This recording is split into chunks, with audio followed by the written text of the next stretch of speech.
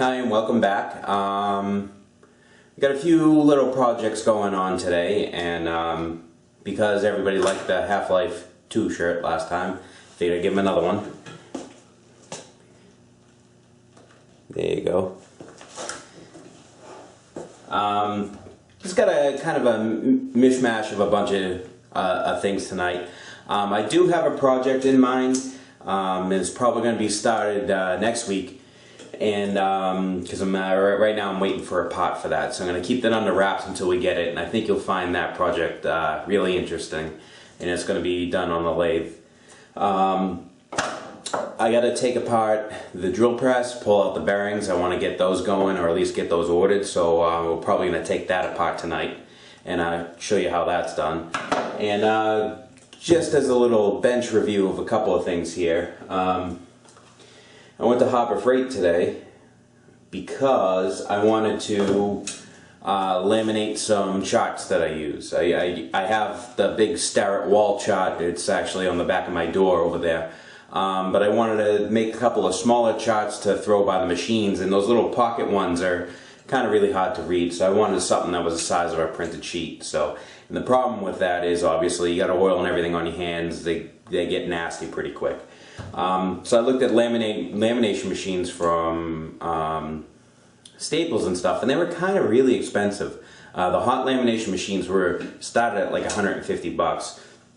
The cold lamination machines, which are basically two giant sticky clear pieces of Scotch tape that stick on the paper, I think those started at about 50 bucks. Harbor Freight has one for 30 bucks, and I've been trying it out and using it. It's actually not that bad. We'll take a quick peek at that. And while I was there, I picked up a pair of these little digital calipers here, little 4-inch ones. Not to actually use for any measuring work. Well, they will be used for measuring work, but no, it's not to use as a main caliper.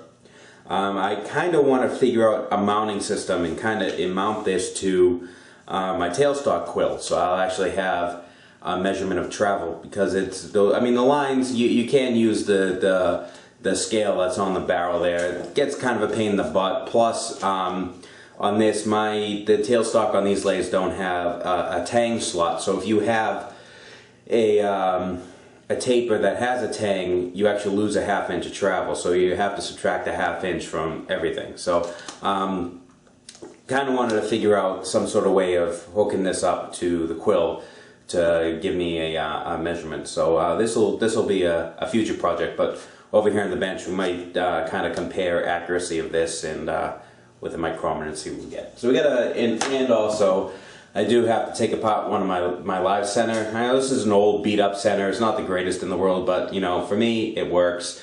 Could I use a new one? Yes. Do I want to pay for a new one? Not really. It's just a little slightly stiff, so we're going to take it apart, so you can probably just needs to be cleaned out and relubed. So this might make it into this video, it might not, it depends. So let's get on a bench, take a look at this little laminator thing here and see how it works. Okay, so this is the victim here. Like I said, it's about 30 bucks, plus you have the 25% off coupon there. Now it doesn't come with any sheets, you have to buy those separate. And these are 7 bucks. I haven't had a problem with these so far, although it's only 25 in here. You can get them cheaper. I think this was like 7 and change. You can definitely get these cheaper in cases of 100 from Amazon. You can actually get them thicker plastic. So I'm gonna laminate tap and drill chart here. So you can see this is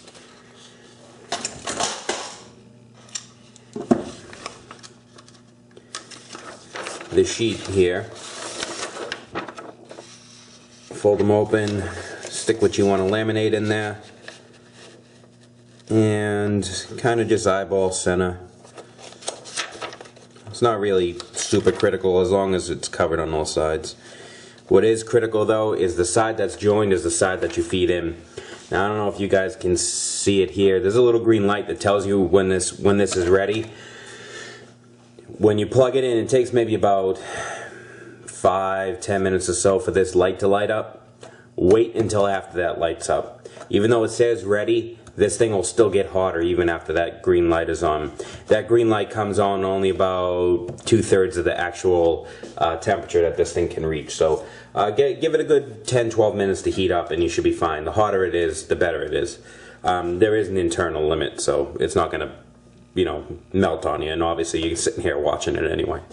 Now the one problem with it is there are no alignment tabs on here, so you have, or I have, kind of a little bit of a problem getting it in there straight. And what will happen is you'll just roll an edge. You can see right here it's a little crimped. I mean, it's sealed, but if you go in a little bit crooked, it's gonna fold up that edge on the end. It'll still seal it, but you'll get a little bit of a crinkle on the side. But other than that, you can do it. It just takes some finagling here. So the best way I found to do it is line it up on the left. Don't worry about the right. Don't look at both sides. Just look at one and line it up off of that. Also, you think that you just be able to push it in like 1/4 of an inch and it'll suck it in. No, this has to go in pretty far for it to grab. So that's kind of another reason why you end up skewing it, because you think it's going to grab and it just doesn't. So if you put it up at an angle, you can kind of gauge yourself on that, and you'll see how far you have to push it in for it to grab. Alright, right there, it just grabbed.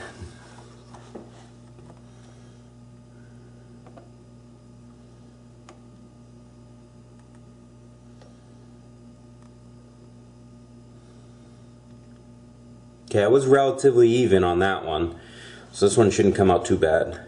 It's a little bit off, but it doesn't look like it's going to crinkle on the end.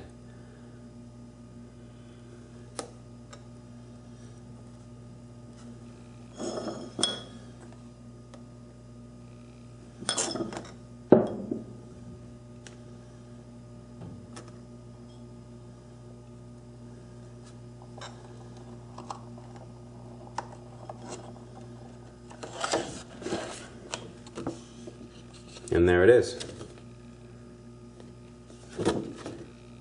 Nice and laminated, no air bubbles. Now I can keep these down by my machines and you know, not get them all nasty. So let me just do the rest of these and then we'll come back. So now I have them all laminated. I got the good old Starrett chart. This is a Cleveland twist drill one. This one's really nice. I like this one a lot. It's all color coded and everything, very easy to read. These are ones from Little Machine Shop, which were probably the most comprehensive ones and easiest to print. They also have clearance holes. One's metric and one's imperial. And these are just for threads. This is Acme thread, coarse thread, fine thread, extra fine thread, and pipe paper. So these are all sheets and everything that are extremely useful around the shop, and I can have something like this at each machine, and instead of having just that one wall chart, and go from there. So now that I just dropped them all, so the other thing I picked up there was this little 4-inch guy, and it's a digital caliper here. And you know, as soon as you move it, it turns on. It does in metric and inch, and it's not that bad. It's very, very gritty. I mean, don't get me wrong. The feeling of this is nothing like the Brown and Sharps or the Mitutoyos. It's a little stiff. It feels a little gritty, but it definitely works. But what I'm interested in is turn it to inch here, so we're zeroed out. I'm interested to see what this reads compared to a micrometer, how close it is. Granted, I'm only going to be using it for quill travel, but we'll give it a shot. So what I have here is a piece of 3/8 drill rod, and we'll check it out. Hopefully I can get, hopefully you can see that in the frame there.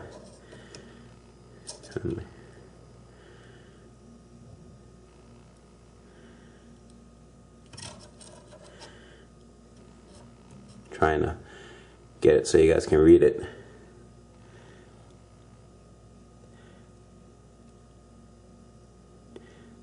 374.5, 375 is what I'm getting. And it does zero back out. So I'm gonna, that's right where I measured it. I'm gonna measure it in the same spot with my mic.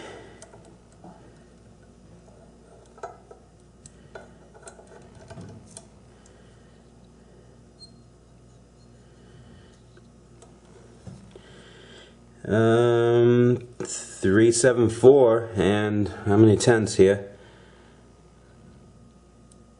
Call that, I don't know if you can tell, 374, and that 8 line lines up pretty good, 8 tenths. So it's actually pretty damn accurate, surprisingly. Over the long term, I don't know how accurate it'll be, but like I said, just the feel of it is a little way more sticky than the other ones. And I've already actually cleaned this up. When I got it, when I got it, it was actually covered in oil, so I cleaned it all up. And even this track in the back, you can kind of still see some crud in there. So I mean, as far as feeling wise, it's not the greatest in the world, but as you can see for measurements, I mean, for the $14 this thing lists for, ain't half bad. So that's gonna go on the quill at some point, of the tailstock, when I figure out how to mount it. Oh, and it came with an extra battery. And I don't know if these automatically turn off, but there is an on-off button. Alright. So right now we're going to go over to the drill press, and we're going to start taking apart the quill and pull the bearings and see if I can get them ordered up this week. Alright, so this is the good old drill press. Now, my problem is, when I first got this, these motor bearings were extremely noisy. I do have a partial rebuild clips of these. I have a full of the motor and some of the drill press itself. But the motor was extremely noisy, so I replaced both bearings in here. Now, there are 2 bearings in this multi-speed pulley attachment here, and there are also 2 bearings, I believe 2. We'll find out when we get it out, but I'm almost positive it's just 2 in the quill. Those ones weren't that bad. You turned them, they were nice and free. I kind of just cleaned them up and refurbished them a little bit. But my problem now is I'm starting to get noise from either this or the actual spindle pulley, so or spindle bearings rather. So I figured I'd just go ahead and replace them both before we end up with a broken drill press. So getting you an idea of what it might not make the noise. It's kind of faint, and it is a bit of a squealing noise. I'm not sure if the camera will pick it up, but it definitely is noisier than it used to be. So let me see. It's on its highest speed right now, so we'll see how noisy it gets. You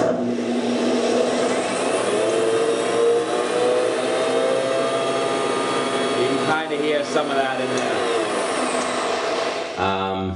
I don't like that noise, so we're going to replace those bearings. So I got to get this off and also the quill out of here. So first things first, I'm just going to take all these belts off, and I'm going to take this front guard off, and then we'll go from there.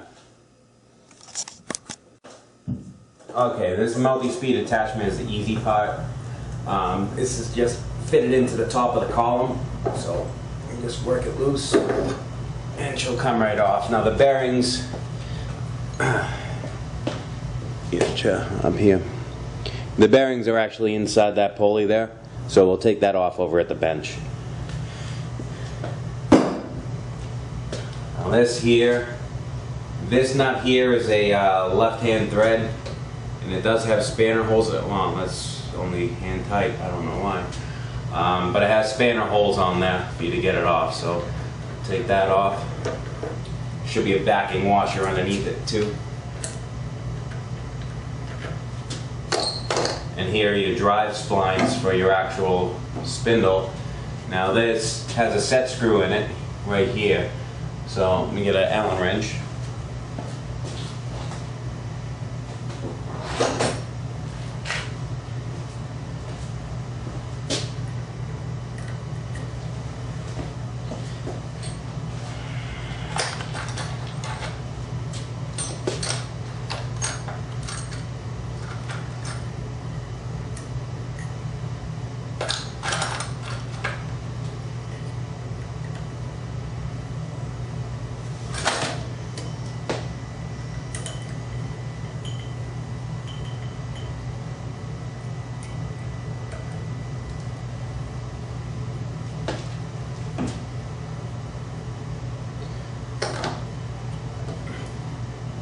There's two of them, one on each side.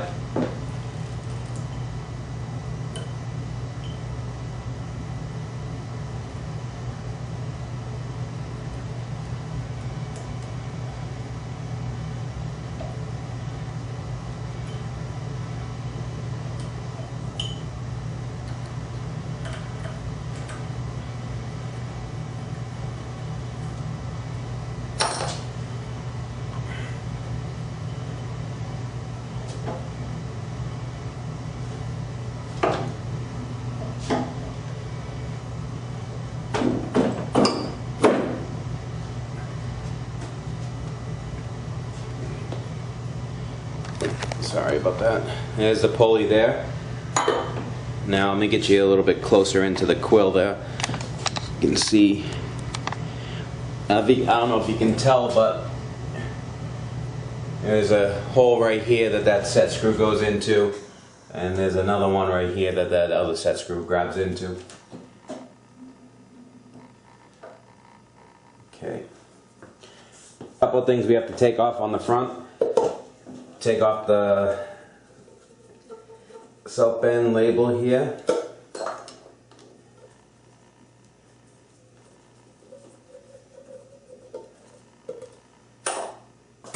That'll just let us be able to look inside there just to make sure everything's moving the way it should. Also, right here on the front, this screw will come off. And then this one here, if I get a big enough screwdriver,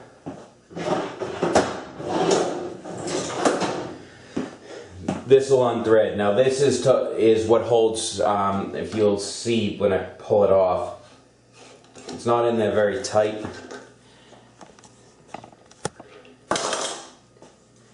And what this is in here, zoom in a little bit, you can see that brass shoe. This coupled with that set screw here is what pushes this brass shoe against the quill, and that gives you your friction on your handle to keep this thing from flying right back up again. So this is your feel, your resistance of your feet down. So this little shoe will come right out.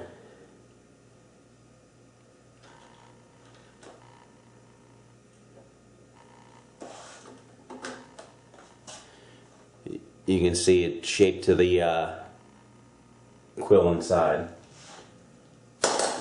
Now we also have to take off the spring return. You have to be careful with this though, that it doesn't unspring on you when you pull it out. And this whole handle slides in and fits in a notch on the inside of this. In other words, this whole handle here, on the very end of this where these nuts are, there's a notch that this coil spring kind of fits into. So you got to be careful when you pull it off, because it's gonna unwind itself. So you want it to unwind, and you want to pull it off, and you want to make sure that this piece of spring steel stays inside this little cup. You don't want to pop it out, because trust me, it's a bitch to get back in that.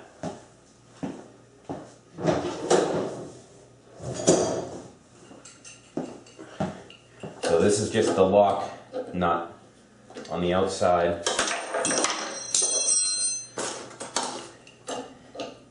And this nut here is what actually holds everything on.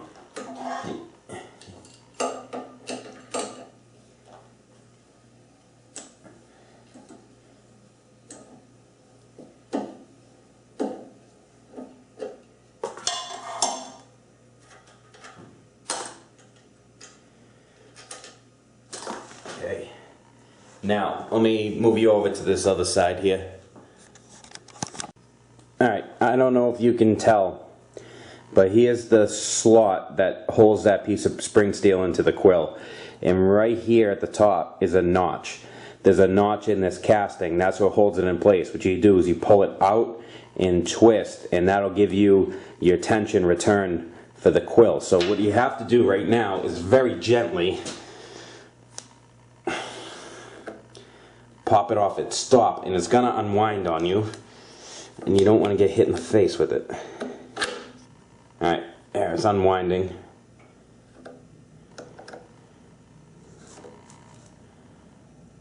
Gently unwind it. Gently unwind it. Okay, all the spring is out of that. Now you want to get it straight out, and there you go. What you don't want, now the quill just dropped. Did you see? What you don't want is you don't want this tab here to get stuck on this when you pull it out and it unravel this spring steel out of this casing, because it's really tight. It's under a decent amount of pressure, and it's a pain in the ass to get it back in there. That happened to me when I did the first rebuild. It literally took me probably like an hour and a half just to get that thing coiled back in its spot. So now that all that's out, we should be able to pull. Let me get you around to the front and show you what we got. Alright, now that all that's out, you can just pull our handle right out. Okay. And this right here on mine, now there are two different versions of this. One like this, and then a newer one where this rod is on some sort of cam mechanism. On these ones, it's just physically clamped around the quill, which is super easy to get off of, which we'll get off after the fact. We'll just take these off for now, and we'll slide this off after we get it out. Otherwise, you have to take the Jacob's chuck off, because I'm pretty sure it won't fit around that if I remember right. So rather than pressing that off and messing with any of that, doing it this way, we won't really have to.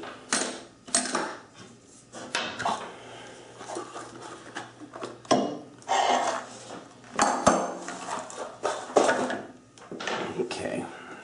Sorry for getting my head in the way. Just moving my table off to the side. And this whole thing, assembly and all, pops right out of there.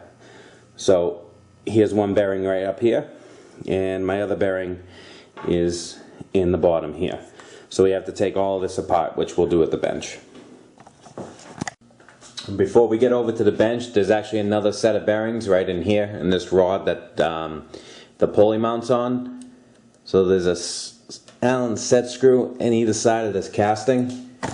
Oops, sorry.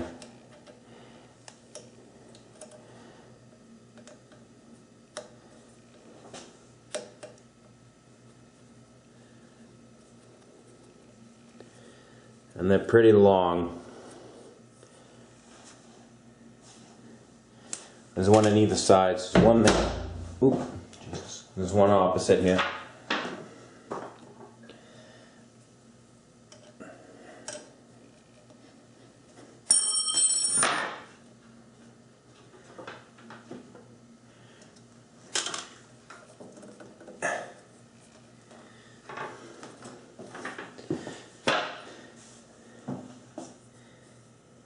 I don't think there's one in the front. Nope. Now these should press straight out. So I'm gonna get something. I'm gonna get a big rod to get in here, and that whole piece should be able to pop right out. Okay, it's got a brass rod out through the bottom here.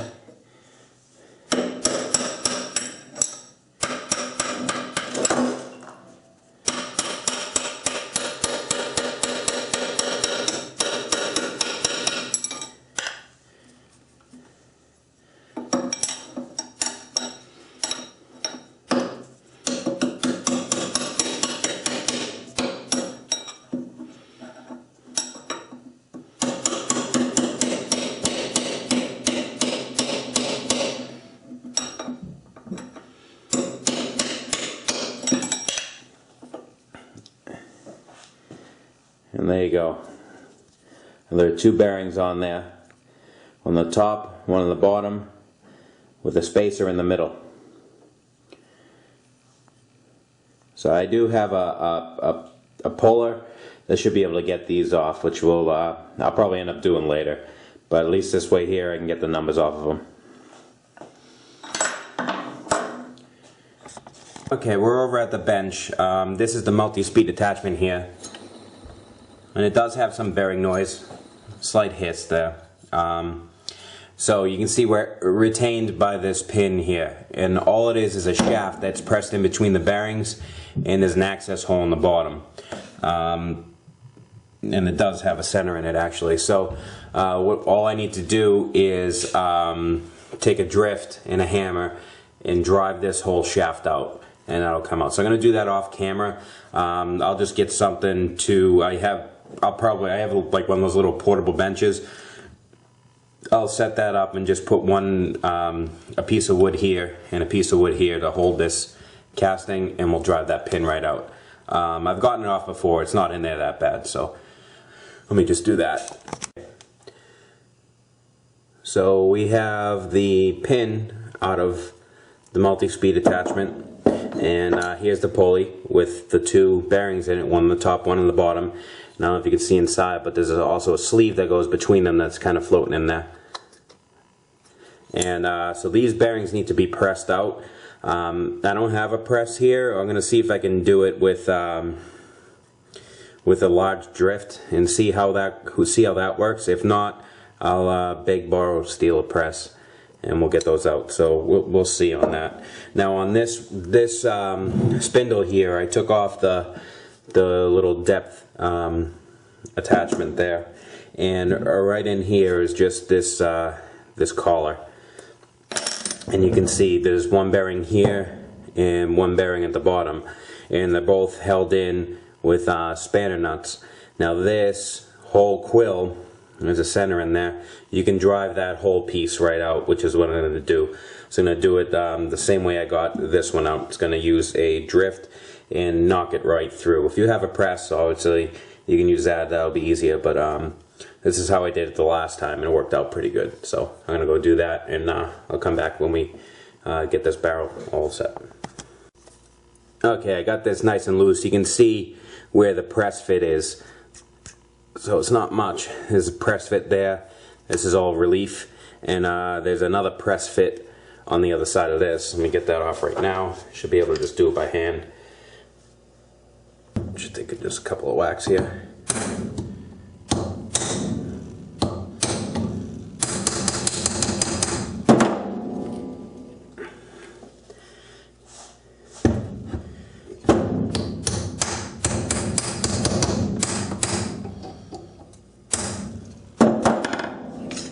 There.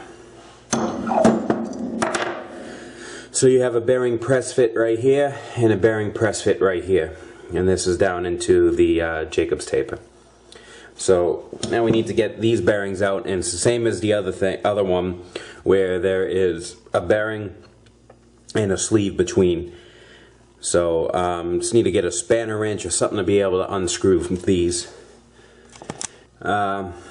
My pin spanner is actually too small to fit this, so I'll have to get one big enough to be able to fit these here. But good thing is we can read the bearing numbers in there, so let me zoom you in here. So new departure, let's make 88, what does it say? 88016. Is right there. So there's two of those, and then in the pulley here, this is my shielded bearing number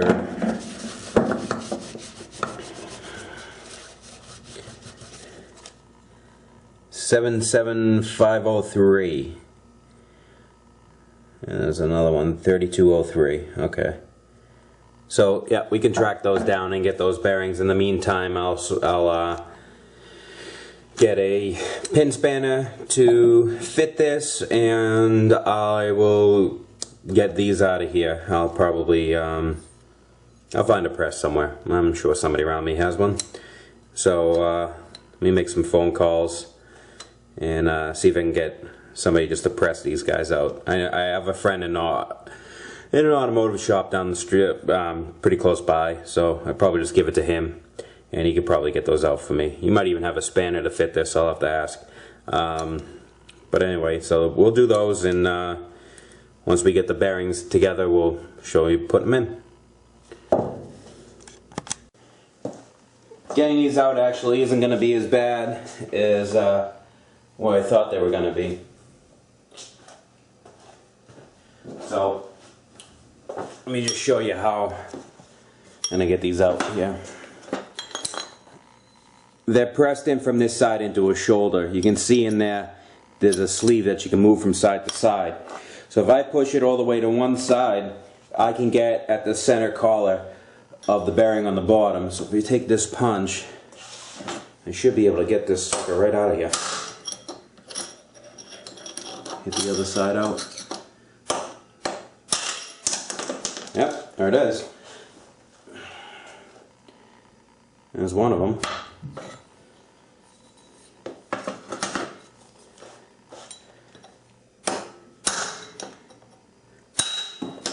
There's the other one.